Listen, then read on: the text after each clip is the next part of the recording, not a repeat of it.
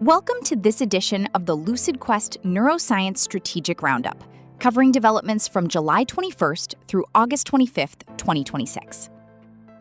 The defining story of the period was the shift from broad CNS innovation toward a more selective contest over which mechanisms can meaningfully change treatment paradigms.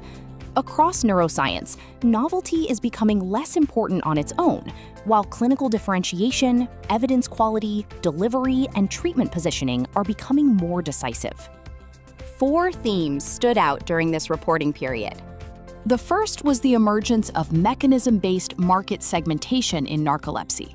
Takeda's approval of Orzifil validates OX2R agonism as a disease-linked strategy in narcolepsy type 1, while Lundbeck's LU-AH69593 and Axsome's AXS12 point to competition across both orexin-based and symptom-specific approaches.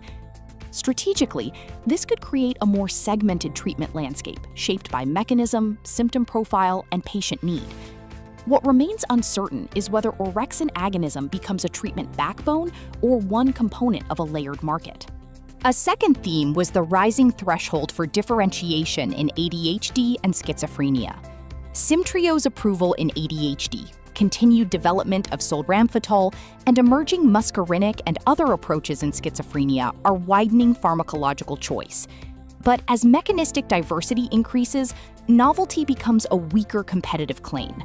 Developers increasingly need to demonstrate practical advantages in efficacy, tolerability, convenience, functional outcomes, or patient selection. The key question is which mechanisms can establish a sufficiently clear treatment role to change prescribing behavior. The third theme was the growing strategic importance of CNS delivery. Early intranasal programs, including filarlimab in multiple system atrophy and NEO100 in recurrent high-grade glioma, suggest that route of administration may become part of the therapeutic value proposition when conventional delivery limits CNS exposure or tolerability. Biomarkers may help establish early biological activity, but the evidence remains preliminary. Larger datasets will be needed to determine whether these approaches translate into reproducible clinical benefit. The fourth theme was regulatory evidence increasingly separating promising science from viable late-stage programs.